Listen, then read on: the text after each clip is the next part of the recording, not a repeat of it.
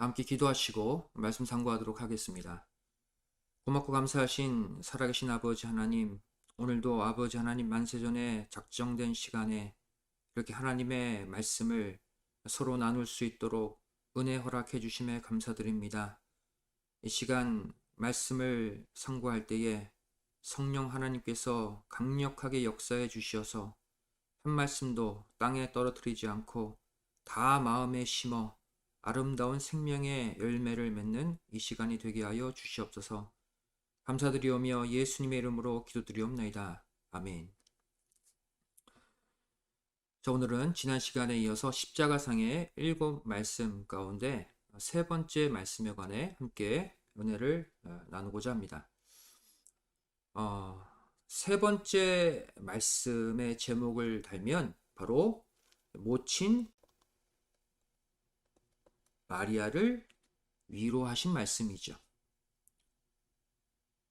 요한복음 19장 26절, 27절 말씀 보시면 예수께서 그 모친과 사랑하시는 제자가 곁에 섰는 것을 보시고 그 모친께 말씀하시되 여자여 보소서 아들이니이다 하시고 또 그 제자에게 이르시되 보라 내 어머니라 하신데 그때부터 그 제자가 자기 집에 모시니라 말씀하고 있죠.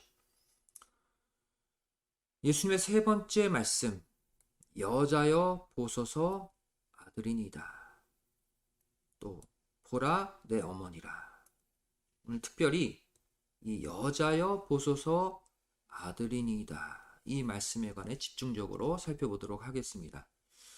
여기서 여자여라고 예수님이 외치셨죠. 헬러 귀네라는 단어를 번역한 것입니다. 이 귀네는 신약 성경에 여자 또 아내로만 번역되는 단어입니다.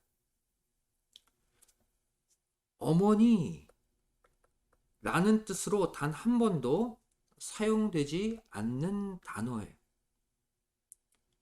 어머니 마리아에게 왜 예수님은 어머니라고 외치지 않고 여자여, 귀네 이렇게 불렀을까요? 성경에 예수님이 이 귀네, 여자라고 부르신 경우는 총 6번 등장합니다. 그 내용들을 먼저 살펴보면 첫 번째 누가복음 13장 12절이죠. 여자여, 내가 내 병에서 놓였다. 바로 18년간 등이 굽은 여자에게 하신 말씀입니다. 또 요한복음에 이 여자여라는 단어가 대거 등장해요. 2장 4절 말씀 보시면 여자여 나와 무슨 상관이 있나이까. 이 또한 모친 마리아에게 하신 말씀이죠. 또 요한복음 4장 21절에 여자여 내 말을 믿으라. 바로 이 말씀은 사마리아 수가성 여인에게 하신 말씀입니다. 또 요한복음 8장 10절에 여자여 너를 보소하던 그들이 어디 있느냐. 바로 간음하다가 잡혀온 여자에게 또 여자여 라고 말씀하셨죠. 또 요한복음 19장 26절 바로 여자여 보소서 아들이니이다. 십자가상의 세 번째 말씀에도 이 여자여가 등장을 합니다. 마지막으로 요한복음 20장 15절에 여자여 어찌하여 울며 누구를 찾느냐. 부활하신 후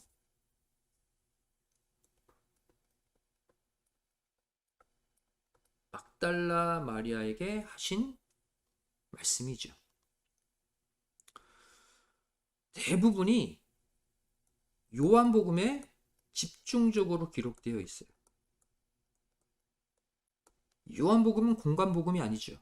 마태, 마가, 누가복음과 다른 관점으로 또 깊이 있게 다룬 복음서라고 한다면은 여기에 이 예수님의 여자여라는 표현이 무려 6번 가운데 5번이나 여기 등장을 합니다.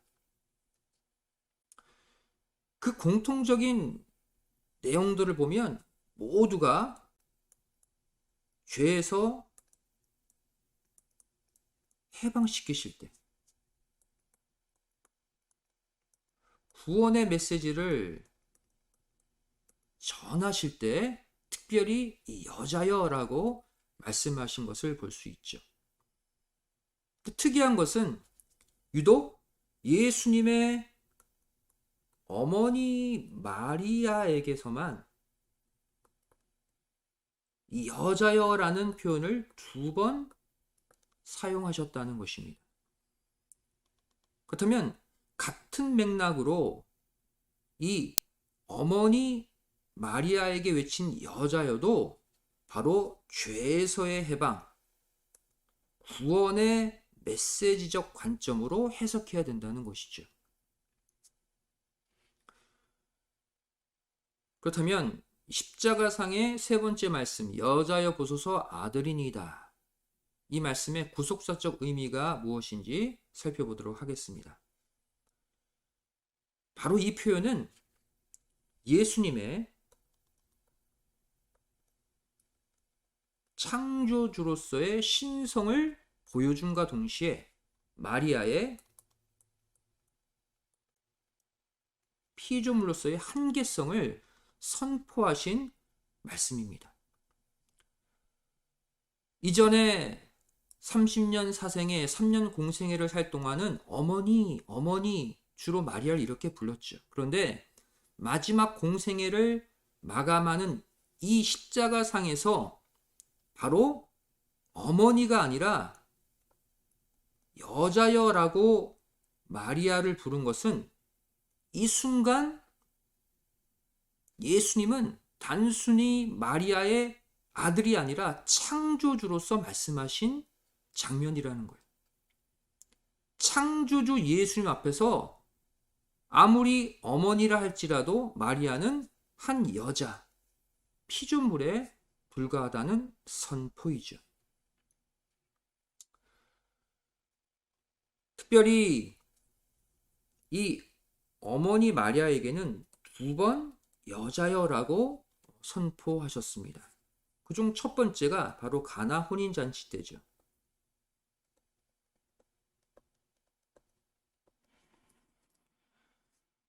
바로 공생의 첫 번째 기적 때 여자여라고 말씀하셨어요. 그리고 어머니 마리아한테 2번째 말씀하신 장면이 바로 무엇입니까? 십자가상에서 3번째 말씀으로 여자여를 다시 꺼내셨죠. 바로 공생의 마지막 순간에 또 여자여로 마감하셨다는 사실입니다. 즉 공생의 시작과 끝에 어머니 마리아에게 한 번씩 외쳤던 여자여라는 이 단어는 우리에게 무엇을 보여주고 있습니까? 바로 예수님의 공생의 시작부터 공생의 끝까지 예수님의 사역은 창조주로서의 구속 사역이었다는 것을 상징적으로 보여주고 있습니다. 이 여자여라는 단어는 창조주로서 구원받아야 될 피조물에게 하시는 말씀인 거예요. 2번째, 여자여 보소서 아들이니이다. 이 말씀은 어머니 또한 예수님 자신을 하나님의 아들로 믿어야지만 구원을 받을 수 있다는 사실을 최후로 통보한 장면입니다. 다시 말해 이제 어머니 마리아에게 더 이상의 구원의 기회가 없다는 걸. 십자가에 달려 내가 죽기 직전에 이 어머니 마리아도 나를 아들 예수가 아니라 창조주 하나님, 그리고 여자에 불과한 자신으로 인정하고 나를 구원주로 받아들일 것을 마지막으로 말씀하신 것이죠. 마지막 구원의 기회를 어머니 마리아에게 주신 그 장면이 여자여라는 그 단어 속에 들어 있습니다. 한마디로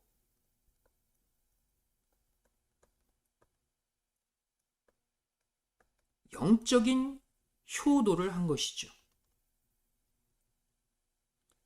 영적인 효도, 진짜 효도가 뭡니까? 어머니로 하여금 구원자를 믿게 하는 거예요. 창조주를 믿게 하고 하나님을 믿게 하는 것. 이것이 가장 큰 효도 아닙니까? 그 영적인 효도를 여자여 보소서 아들이니다. 이 말씀 가운데 하신 것이죠. 세 번째, 십자가상의 세 번째 말씀의 구속사적 의미는 본인 대신 어머니를 모실 새로운 아들, 사도 요한을 소개함으로써 끝까지 어머니께 육신적인 효도까지 하셨다는 것을 보여주고 있습니다. 예수님에게는 여러 명의 동생들이 있었죠. 독자가 아닙니다. 육신적으로 볼 때. 그런데 예수님은 돌아가시기 직전에 자신의 동생들에게 어머니를 맡기지 않으셨어요. 바로 누구? 영적으로 가장 믿음직했던, 영적으로 가장 신임했던 누구에게? 사도 요한에게 어머니 마리아를 맡기시는 장면이 바로 세 번째 말씀이죠. 여자여 보소서 아들이니다. 보라 내 어머니라. 요한에게 마리아를 붙여주고 있어요. 바로 육적인 효도까지 마지막 순간 어머니 마리아에게 하고 있는 모습을 볼 수가 있죠. 믿음 있는 요한에게 맡겨야 어머니 마리아도 끝까지 예수님을 구주로 영접하고 하나님을 믿을 거 아니에요. 믿음 있는 새 아들을 소개해 주셨다. 여기서 우리는 십자가 곁을 지켰던 4명의 여자들이 있었다는 것을 살펴볼 필요가 있습니다. 모친, 이모, 글로바의 아내 마리아, 또 막달라 마리아. 이 모친은 바로 모친 마리아를 가리키죠. 여기서 이모는 누굽니까? 예수님의 이모. 바로 다른 성경을 보시면 그 이름이 살로메다라고 말씀하고 있어요. 마가복음 15장 40절에 그 이름이 살로메로 나오죠. 또 글로바의 아내 마리아. 바로 이 사람은 다른 복음서를 보면 뭐라고 표현하고 있냐면 작은 야고보와 요새의 어머니다. 요새 어머니 마리아다라고 설명하고 있습니다. 이것도 마가복음 15장 40절에 기록되어 있어요. 그리고 막달라 마리아는 누굽니까? 과거에 7 귀신 들렸다가 예수님이 낫게 해준 여인이죠. 이 4명의 여인이 믿음으로 목숨을 걸고 예수님의 십자가 곁을 지키고 있었습니다. 그런데 이 믿음의 4명의 여자들 가운데 예수님은 특별히 육신의 어머니 마리아에게만 말씀하셨다는 사실이, 마지막 숨을 거두는 그 순간까지도 육신의 어머니를 챙기신 예수님의 모습을 우리가 확인할 수 있죠. 그래서 이 십자가를 가리켜 바로 효도의 십자가다 라고도 말을 합니다. 십자가상에서 온 인류를 위해 죽으시는 순간에서도 육신의 어머니 마리아에 대한 그 효를 잊지 않으셨다는 거예요. 여기서 우리는 무엇을 생각해 볼 필요가 있을까요? 과연 우리도 이 땅에 육신의 부모가 있잖아요. 이 땅에서 가장 큰 효도가 뭘까요? 많은 돈을 벌어다 드리는 것일까요? 큰 집에 모시는 것일까요? 명예를 되찾아 드리는 것일까요? 그게 아니라는 거예요. 바로 우리가 이 땅에서 해야 될 가장 중요하고 가장 큰 효도는 바로 하나님을 믿게 하는 것이다. 이것을 교훈해 주고 있습니다.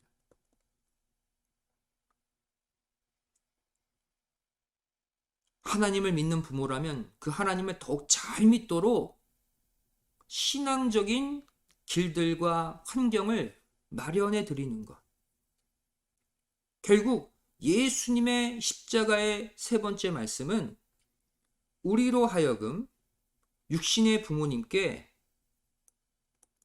육적 효도도 반드시 해야 되고, 이뿐만 아니라 하나님을 잘 믿고 영생을 얻도록 하는 영적인 효도도 함께 해야 된다는 사실을 분명히 교훈해 주고 있습니다.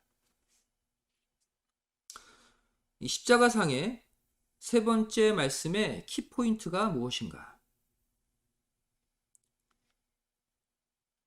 여기서 우리가 이 십자가상의 3번째 말씀의 가장 중요한 구속사적 기여도를 살펴봐야 돼요. 이 예수님의 3번째 말씀은 어떠한 역사를 일으켰는가? 바로 예수님을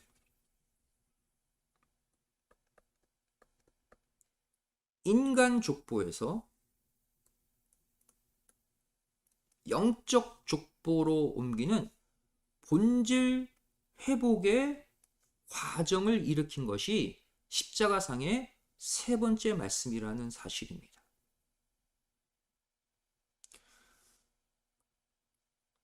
이 십자가상의 3번째 말씀을 통해서 마리아의 아들이 바뀌었어요.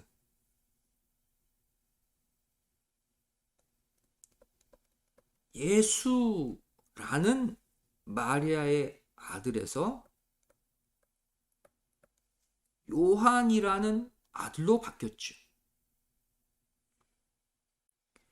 다시 말해 예수님이 십자가에 달려 돌아가시기 직전에 자신의 그 아들의 자리를 요한에게 맡겨줌으로써 예수님 자신은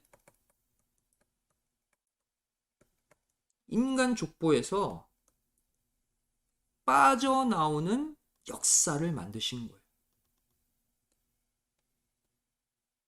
십자가상의 3번째 말씀을 통해서 예수님은 더 이상 마리아의 아들, 요셉의 아들이 아니라 요한에게 그 자리를 물려주시고 인간 족보에서 빠져나오시는 그 역사를 일으키셨다. 왜 이 과정이 필요했던 것일까요? 더 구체적으로 살펴보도록 하겠습니다. 이 사건을 이해하려면 과거 믿음의 3대 아브라함, 이삭, 야곱, 또 그 믿음을 물려받은 요셉, 바로 그 스토리를 이해해야 합니다. 과거 이 요셉도 이와 동일한 방식으로 야곱의 육적 족보에서 빠져나온 사건이 있었어요. 이렇게 볼 수 있는 근거를 몇 가지로 말씀드리도록 하겠습니다. 요셉이 야곱의 아들로 있다가 그 육적 족보에서 빠져나오게 되는 과정. 첫 번째 무엇입니까? 첫 번째 근거는 실제 장자의 명분은 요셉에게 있음에도 불구하고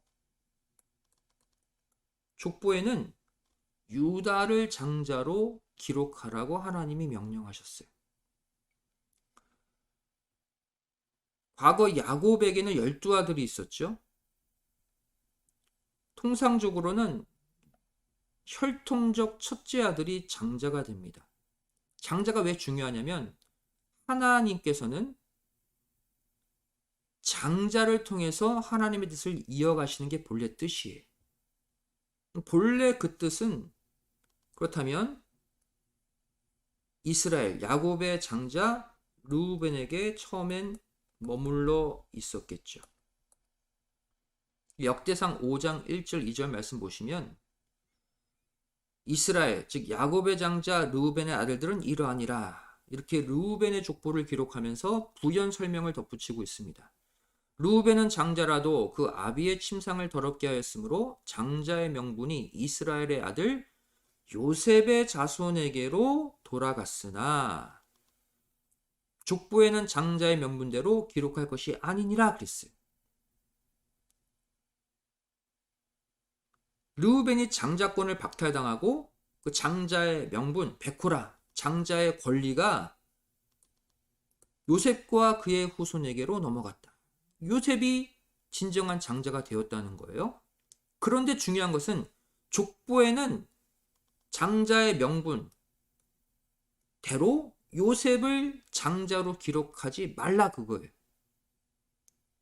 그리고는 누구를 장자로 기록하라고 말씀하고 있습니까? 2절의 말씀 보시면 유다는 형제보다 뛰어나고 주권자가 유다로 말미암아 났을지라도 유다를 형제보다 뛰어나다. 그럼 장자가 됐다는 의식이거든요. 유다를 장자로 기록하라 그 뜻이에요. 하지만 실제 장자의 명분, 그 권리는 요셉에게 있다. 이렇게 복잡한 장자의 관계를 역대상 5장은 기록하고 있습니다. 자, 이 내용을 정리해보면 이렇죠. 본래 야곱의 첫 번째 아들 장자는 르우벤입니다. 근데 앞서 읽었듯이 르우벤은 어떠한 범죄를 저질렀습니까? 서모, 빌하와 간음하는 폐륜적인 죄를 짓습니다. 그래서 장자권이 박탈당해요. 보통 장자가 그 권리를 박탈당하면 그 다음 둘째 아들이 받게 되어 있습니다. 둘째 아들이 시므온, 또 셋째 아들이 레위죠. 시몬과 레위에게는 어떠한 사건이 있었습니까? 신령한 거룩한 하나님의 예식인 할례를 이용해서 세겜 족속을 무참히 학살하죠. 이 사건을 통해서 또 장자권을 둘째, 셋째 아들도 잃어버리게 됩니다. 그래서 야곱의 장자로 넷째 아들 유다가 세워진 거예요. 그런데 이 유다도 기록상 장자다.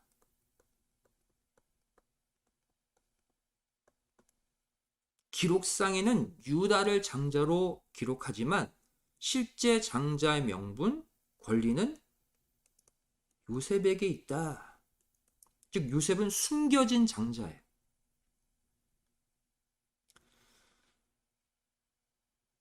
자, 이러한 하나님의 명령에 따라, 역대상 5장의 명령에 따라 마태복음 1장 예수 그리스도의 족보를 보시면 야곱의 기록상 장자로 실제 장자의 권한이 있는 요셉이 아닌 유다를 기록하고 있다는 사실을 알 수가 있습니다. 역대상 5장의 명령을 따른 것이죠. 마태복음 1장 2절 말씀 보시면 아브라함이 이삭을 낳고 이삭은 야곱을 낳고 야곱은 유다와 그의 형제를 낳고 유다를 모든 형제의 대표로 세웠죠. 바로 기록상 장자라는 거예요.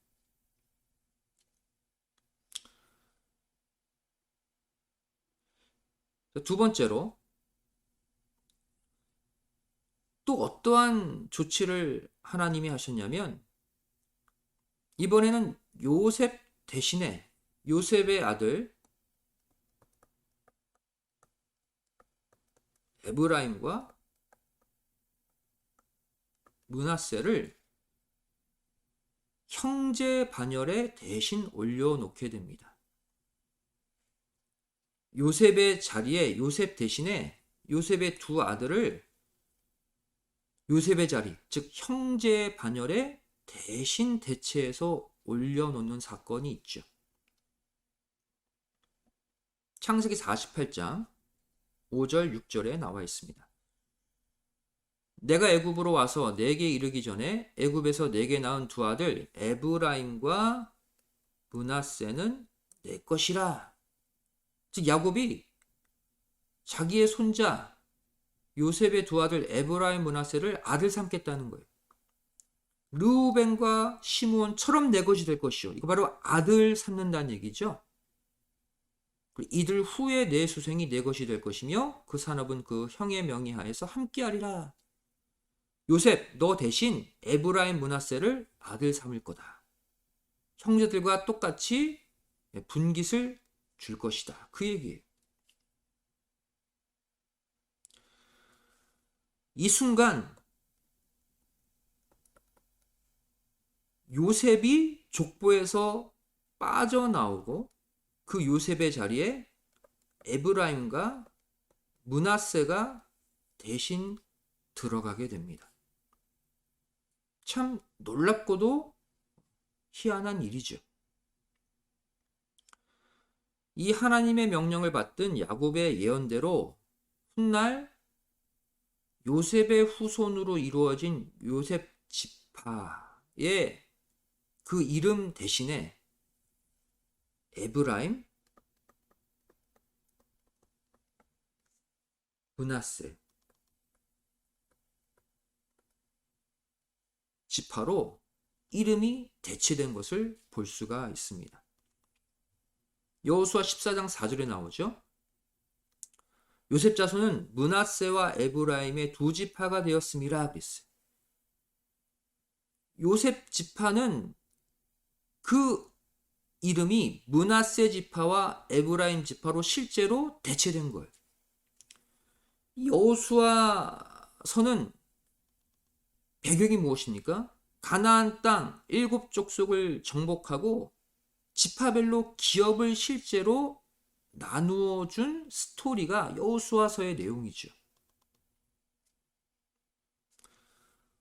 각 지파마다 한 분기씩, 한 지역씩 땅을 분배받는데 요셉 자손은 분깃 하나가 아니라 므낫세 지파와 에브라임 지파로 나누어서 두 분깃을 가져가게 됩니다. 이것은 요셉이 장자의 명분, 실제 장자의 권리를 했다는 것을 알 수 있죠. 왜? 성경에서 장자는 두 몫을 받거든요. 처자들보다. 실제 요셉 지파는 므낫세 지파와 에브라임 지파의 이름으로 두 분깃을 가져감으로 인해 실제 장자의 명분, 장자의 권리를 얻게 됩니다. 이것만 봐도 바로 요셉이 야곱의 진정한 장자라는 것을 알 수가 있죠.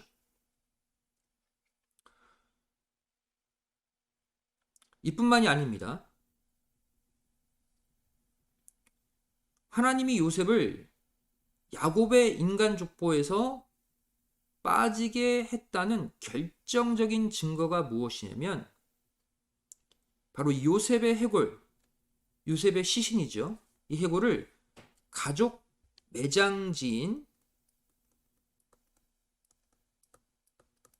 막벨라 굴이 아니라 가나안 안 세겜 땅에 따로 장사하게 만드셨다는 것입니다.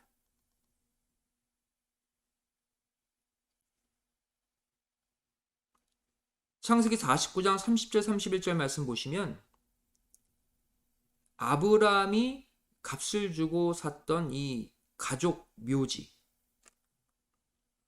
이 묘지에 누가 묻혔는지를 기록하고 있어요. 이 굴은 가나안 땅 마므레 앞 막벨라 밭에 있는 것이라 아브라함이 햇사람 에브론에게서 밭과 함께 사서 그 소유 매장지를 삼았으므로, 그리고는 여기에 묻힌 가족들이 나오죠. 아브라함과 그 아내 사라가 거기 장사되었고, 또 이삭과 그 아내 리브가도 거기 장사되었고, 나도 레아를 그곳에 장사하였노라. 지금 야곱이 이렇게 말하고 있죠. 야곱이 아직 살아있을 때 이 막벨라 밭굴에 아브라함, 사라, 이삭, 리브가 바로 야곱의 아내 레아까지 다 묻혔다는 거예요. 그러니까 이들은 인간 족보에 함께 묶여 있다는 증거죠. 그리고 야곱도 죽어서 어디 묻히게 됩니까?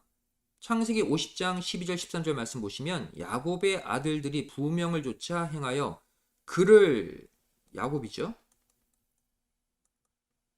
가나안 땅으로 메어다가 마므레 앞 막벨라 밭굴에 장사하였으니 그랬어요.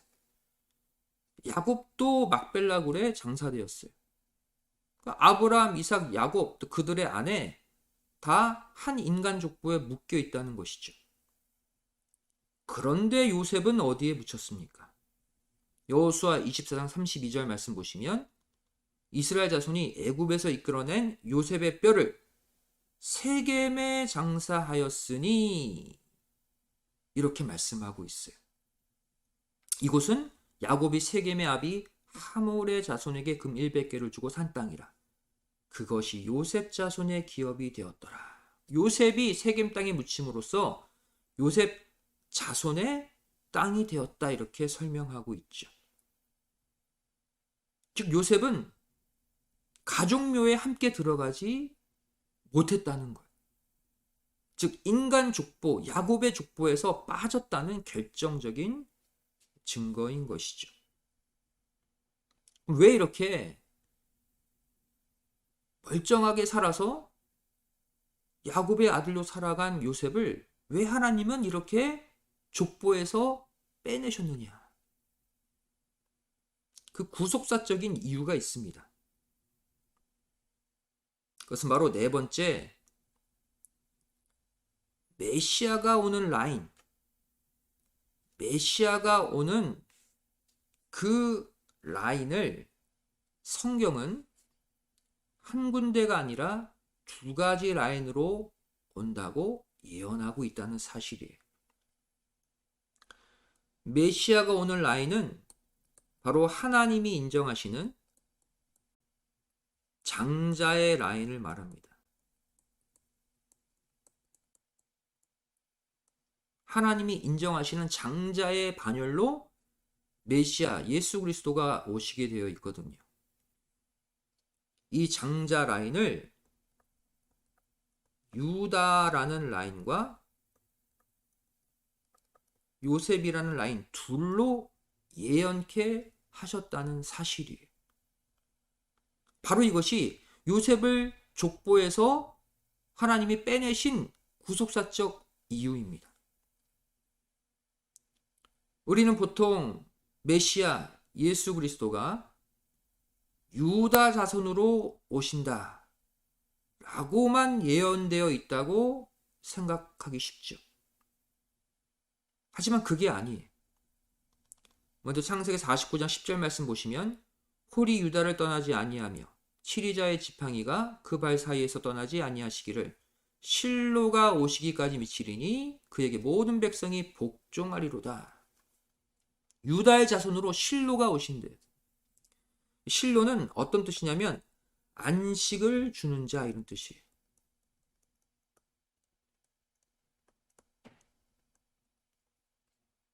즉 메시아를 가리키는 별칭입니다. 메시아가 유다의 자손으로 오신다는 거예요. 야곱이 죽기 직전에 유다에게 향한 예언이죠. 그런데 또 요셉에 관해서는 어떻게 예언되어 있습니까? 창세기 49장 24절 말씀 보시면 요셉의 활이 도리어 견강하며 그의 팔이 힘이 있으니 야곱의 전능자의 손을 힘 입음이라.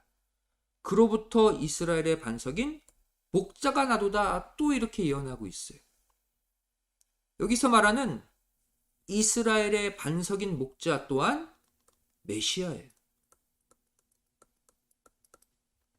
예수 그리스도를 유다의 자손으로도 보낸과 동시에 또 요셉의 자손으로도 보낸다는 거예요.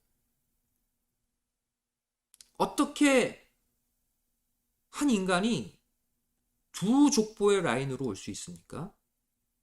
이게 예수님의 탄생의 신비예요. 그렇다면 예수님이 메시아가 유다의 자손으로도 오시고 요셉의 자손으로도 오신다. 이 말은 무슨 뜻일까요? 바로 예수님의 인성과 신성의 두 라인을 가리키고 있어요. 유다 라인, 유다의 자손으로 오신다는 것은 바로 메시아 되신 예수님의 인성적 족보 라인을 가리킵니다. 혈통적으로는 유다의 자손으로 오신다는 거예요.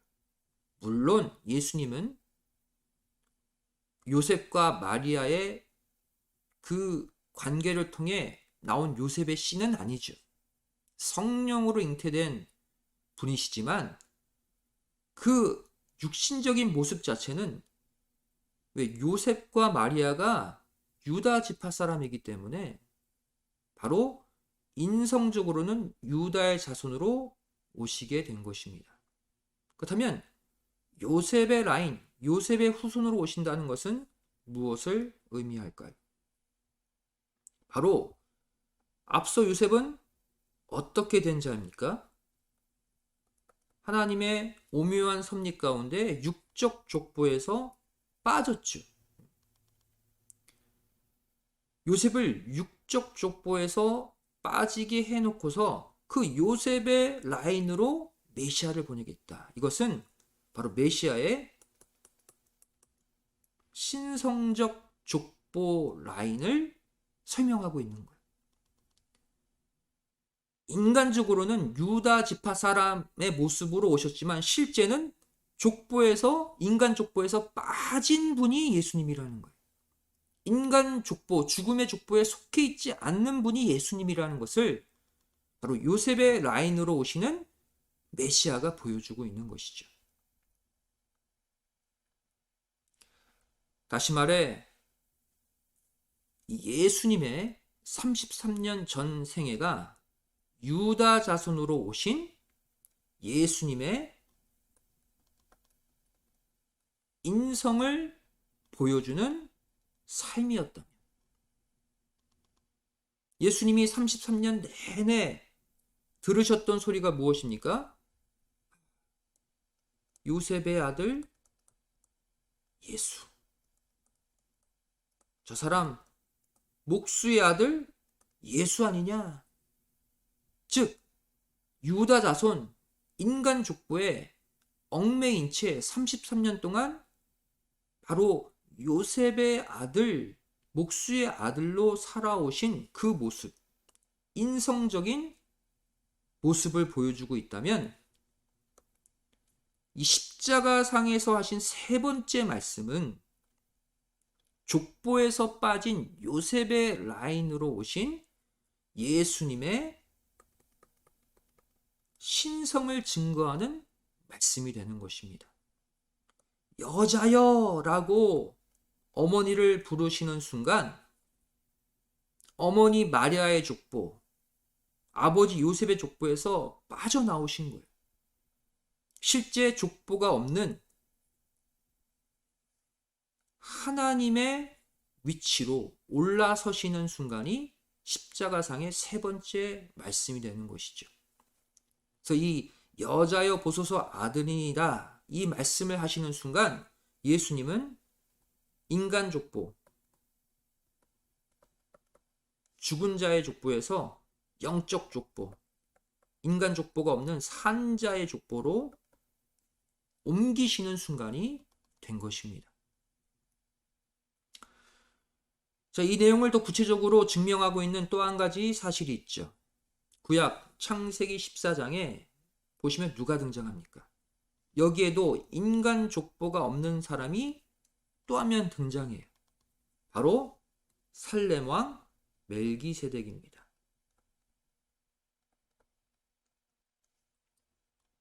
분명 역사적으로 창세기 14장에 등장해서 전쟁에서 승리하고 돌아온 아브라함에게 복을 빌어주고 11조를 받아요. 실제 역사적으로 등장한 살렘 왕입니다.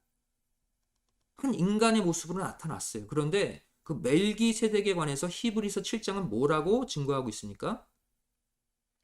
그 이름을 번역한 즉 첫째 의의 왕이요 또 살렘 왕이니 곧 평강의 왕이요. 아비도 없고 어미도 없고 족보도 없고 시작한 날도 없고 생명의 끝도 없어. 하나님의 아들과 방불하여 항상 제사장으로 있느니라. 영원한 제사장. 시작한 날도 생명의 끝도 없는 인간 족보, 사망의 족보에서 벗어나신 하나님이라고 소개하고 있어요. 즉 멜기세덱은 구약에 나타난 하나님이에요. 인간의 모습으로 나타난 하나님이에요. 하나님의 아들과 방불하다 예수님과 같은 과정과 그 모습으로 오셨다는 거예요. 멜기세덱이 나타난 것과 하나님의 아들 예수님이 나타나신 것이 같은 맥락이라는 거예요. 방불하다.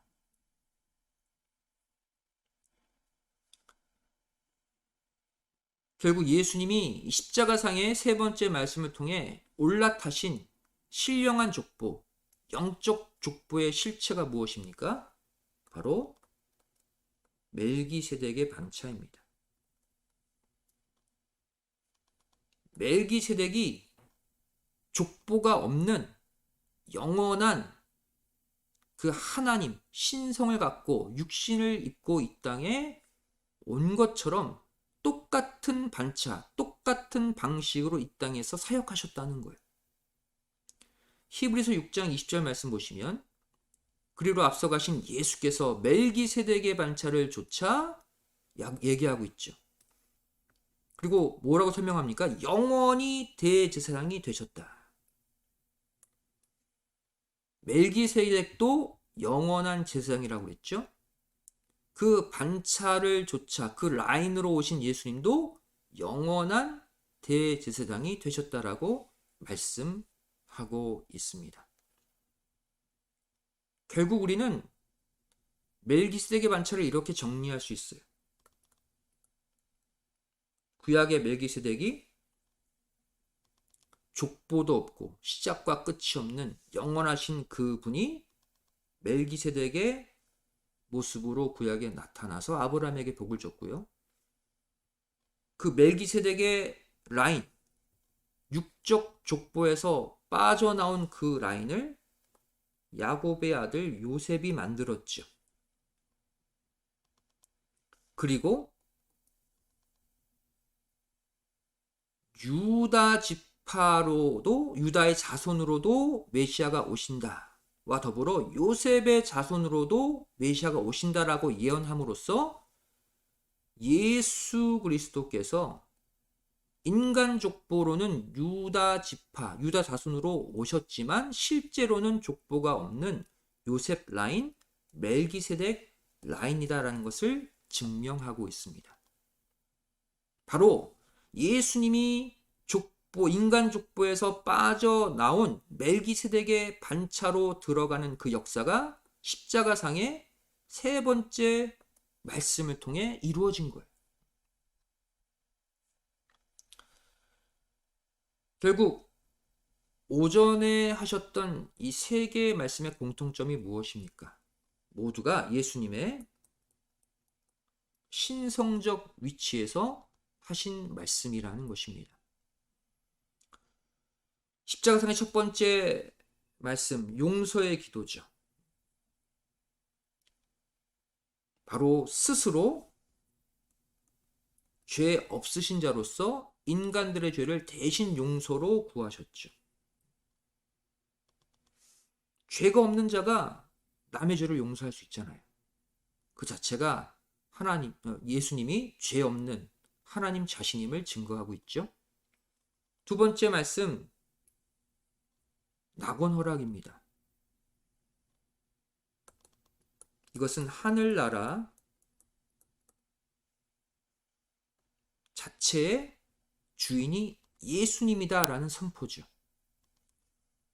그래서 우편강도에게 낙원을 허락하신 말씀입니다. 낙원, 천국의 주인이시기 때문에 그것을 자기가 원하는 자에게 주실 수 있는 분이죠. 예수님의 신성을 보여주고 있습니다. 오늘 살펴본 모친 위로의 말씀, 여자여 보소서 아들이니이다. 바로 이 말씀은 창조주로서 어머니 마리아와의 육신적 혈통을 끊고 난 이제 인간 족보에서 벗어난 창조주입니다. 창조주로 나를 믿어야 어머니 마리아도 구원받습니다. 선포하시고 대신 누구를? 요한을 아들로 붙여주시면서 영적 효도, 또 육적 효도, 모든 효도를 이루셨죠. 자, 그렇다면 이후에 짙은 암흑이 깔린 침묵의 3시간은 어떠한 의미가 있는가 살펴보도록 하겠습니다. 마가복음 15장 33절 말씀 보시면 제 6시가 되매 온 땅에 어두움이 임하여 제 9시까지 계속하더니 그랬죠. 바로 낮 12시부터 오후 3시까지 짙은 어둠이 깔렸다고 말씀하고 있습니다. 바로 이 시간은 십자가에 달린 자기 아들의 처참한 광경을 보다 못해 성부 하나님이 고개를 돌리신 시간입니다. 그 찢어지는 성부 하나님의 마음을 3시간의 칠흑 같은 어둠이 보여주고 있죠. 또 이 시간은 이 3시간 동안에 특별히 짙게 깔린 그 어둠은 바로 죄에 대한 무서움과 처절함을 보여주고 또 지옥을 넘나드는 극심한 고통을 가시적으로 표현해주고 있습니다. 여러분, 하루 가운데 가장 환한 시간이 언제입니까? 바로 낮 12시부터 3시가 가장 빛이 많은 시간이에요. 근데 그 시간이 빛이 하나도 없이 캄캄한 어둠이었다. 대낮에 갑자기 캄캄한 어둠이 엄습해봐요.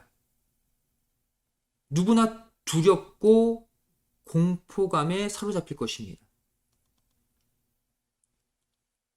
바로 대낮에 캄캄한 어둠을 무려 3시간이나 주시면서 이 인간들로 하여금 끔찍한 지옥을 체험케 하신 거예요. 너희가 지금 십자가에 달린 이 예수님을 구주로 영접하지 않으면 앞으로 너의 삶에 소망의 빛은 하나도 없다. 캄캄한 흑암, 영벌, 지옥뿐이다라는 것을 보여주고 있는 모습이죠. 즉, 이 3시간은 바로 신성의 위치에 계신 예수님께서 구원이 불가능한 인간의 밑바닥까지 자신을 낮추시는 자기 비하를 이루는 시간이었음을 알 수가 있습니다. 오전에 하신 신성적 위치에서의 말씀, 이 오전의 세 말씀을 통해 예수님은 무엇을 이루셨습니까? 이 용서의 기도, 빛의 말씀을 영접한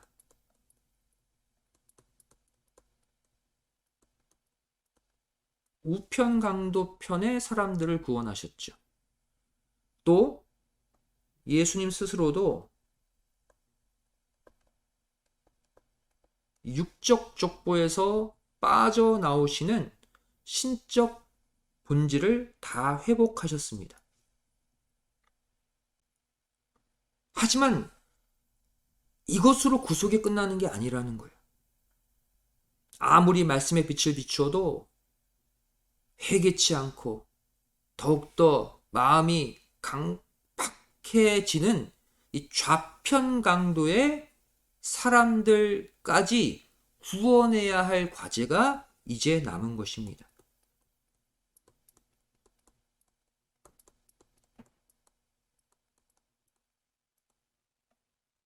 예수님의 사랑은 자신만 바라보는 자들만을 위한 사랑이 아니에요. 현재 자신을 거부하고 말씀의 빛을 받아들이지 않는 자라 할지라도 그들의 위치까지 내려가셔서 그들을 끌어안으시고 그들을 회복시키시는 그 구원의 역사가 예수님의 십자가 역사라는 사실이죠.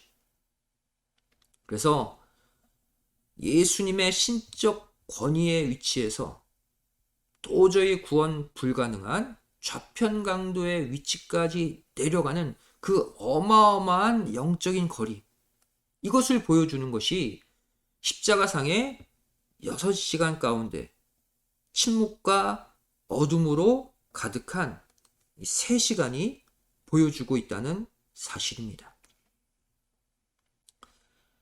따라서 이후에 나오는 4번째 말씀, 5번째 말씀은 하나같이 예수님의 신성적 위치에서의 발언이 아니라 타락한 인생 입장에서 하신 인성적 발언인 것을 볼 수 있습니다. 오늘 말씀의 결론을 맺습니다. 우리가 이 예수님의 십자가상의 7 말씀을 올바로 깨달을 때 그때 십자가 생명의 능력이 우리 안에서 일어나는 것입니다. 예수님의 십자가만 외칠 것이 아니라 그 십자가에서 하신 7 말씀의 의미를 깨달을 때 십자가의 빛이 모든 사람들을 구원시키는 능력으로 나타나는 거예요. 그래서 이 십자가상의 7 말씀 한 주 한 주 배울 때마다 마음에 새기시고 그 십자가 능력을 회복해서 이 십자가의 빛, 구원의 빛을 날마다 연약한 영혼들, 어둠의 영혼들에게 전하는 빛의 삶을 살아가시기를 주님의 이름으로 축원드리겠습니다. 기도하시겠습니다. 사랑하신 아버지 감사함을 드립니다. 오늘 십자가상의 세 번째 말씀을 통해서 여자여 보소서 아들이니이다. 이 말씀 가운데 숨겨진 구속사적 의미를 깨닫게 하여 주심에 감사드립니다. 우리를 위해 인간의 족보를 타고 오신 예수님. 하지만 이 세 번째 말씀을 통해서 인간의 족보에서 빠져나와 창조주로서의 위치를 회복하신 예수님. 저희를 그 예수님을 찬양하고 그 예수님을 우리의 구주로 믿으며 날마다 십자가를 자랑하는 삶을 살게 하여 주시옵소서. 감사드리오며 예수님의 이름으로 기도드리옵나이다. 아멘. 감사합니다.